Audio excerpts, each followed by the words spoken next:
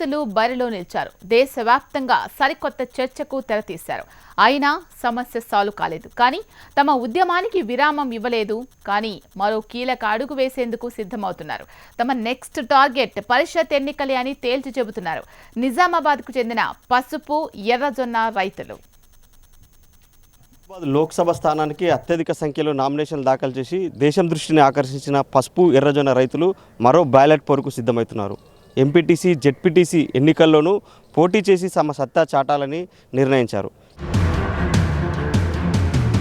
స్థానిక సంస్థల ఎన్నికల్లో మరో కీలక ఘట్టం ఆవిష్కృతం కానుంది. పరిషత్ ఎన్నికల్లో తాము సైతం అంటున్నారు అన్నదాతలు. పార్లమెంటు బరిలో నిలిచి యావత్ దేశాన్ని ఆకర్షించిన నిజామాబాద్ పసుపు ఎర్రజొన్న రైతులు జెడ్పీటీసీ ఎంపీటీసీ ఎన్నికల్లో కూడా పోటీ చేసేందుకు సిద్ధమవుతున్నారు. వచ్చే 1-2 రోజుల్లో సమావేశమై భవిష్యత్తు కార్యాచరణను రూపొందిస్తామని వారు వెల్లడించారు. తమ ఐక్యతను చాటి చెప్పడమే లక్ష్యంగా పసుపు ఎర్రజొన్న రైతులు మరోసారి పోల్ బరిలో దిగాలని నిర్ణయించారు. పార్లమెంట్ ఎన్నికల్లో పోటీ చేసినా తమకు ప్రభుత్వం నుంచి ఆశించిన స్థాయిలో స్పందన రాలేదు. తమ డిమాండ్ల పరిష్కారం కాలేకపోవడంతో రైతులు మరోసారి జెడ్పీటీసీ ఎంపీటీసీ ఎన్నికలను టార్గెట్గా చేసుకున్నారు. ఆ ఎన్నికల్లో పోటీ చేయడమే లక్ష్యంగా రైతులంతా సమాయత్తమవుతున్నారు. కొంతకాలంగా పసుపు ఎర్రజొన్న పంటలకు మద్దతు ధర కోసం పోరాడుతున్న రైతులు మొన్నటి పార్లమెంటు ఎన్నికల్లో ఏకంగా 178 మంది బరిలో నిలిచి దేశవ్యాప్తంగా సరికొత్త చర్చకు దారితీశారు. అయినా తమ సమస్యపై అటు కేంద్రం నుంచి గాని ఇటు రాష్ట్ర ప్రభుత్వం నుంచి గాని ఆశించిన మేర స్పందన రాకపోవడంతో పరిషత్తు పోరులో సైతం బరిలోకి దిగాల్సిందేనని పట్టుదలతో ఉన్నారు. రైతులు సమావేశమే ఒక కార్యాచరణని నిర్ణయిస్తారో ఆ కార్యాచరణ ప్రకారమే మండలానికి ఎంతమంది పోటీ చేయాలి, ఏ విధంగా తమ అభ్యర్థులను గెలిపించుకోవాలనే విధి విధానాలు కూడా ప్రకటించే అవకాశం ఉంది. పసుపు ఎర్రజొన్నకు మద్దతు ధర కల్పించడంతో పాటు పంటను ప్రభుత్వమే కొనుగోలు చేయాలనే డిమాండ్తో మొదలైన ఉద్యమంలో పరిషత్తు ఎన్నికలతో మరో అడుగు వేసేందుకు వారు సిద్ధమవుతున్నారు.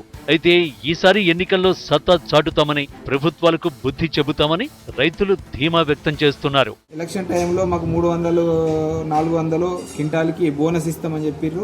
ఇప్పుడు ఆ బోనస్ ఊచెత్తడం లేదు కనుక ఇప్పుడు మళ్ళీ ఎలక్షన్లు వచ్చినాయి కాబట్టి ఆ బోనస్ మరి ఇస్తారా, ఇయ్యకపోయినట్టయితే మరి మేము మళ్ళా ఎంపీటీసీ జెడ్పీటీసీ ఎలక్షన్లో ఊరికి రైతుల తరపున నామినేషన్లు వేస్తామని చెప్పి మేము అయితే చర్చించుకోవడం జరుగుతుంది. త్వరలోనే ఈ మద్దతు ధరకు ఏదైనా క్లారిటీ ఇవ్వకపోతే మాత్రం నామినేషన్లు మా రైతుల తరపున ఊరికి ఒక 50 అన్న వేద్దామని అనుకుంటున్నాం. స్థానిక సంస్థలు కావడంతో పట్టు నిలుపుకుంటామని భరోసా ఇస్తున్నారు రైతులు.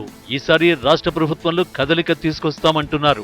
ఎన్నికలకు సంబంధించి మండల స్థాయిలో కమిటీలు ఏర్పాటు చేయాలని, రైతుల ఐక్యతకు తీసుకోవలసిన అన్ని చర్యలపై త్వరలోనే చర్చిస్తామని రైతులు స్పష్టం చేస్తున్నారు.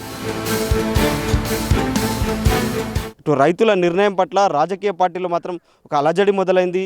ఇది రైతుల పసుపు ఎర్రజొన్న రైతుల పోల్ బరికి సంబంధించిన అప్డేట్స్. కెమెరామెన్ రాజుతో బాల్కుమార్, HM టీవీ, నిజామాబాద్.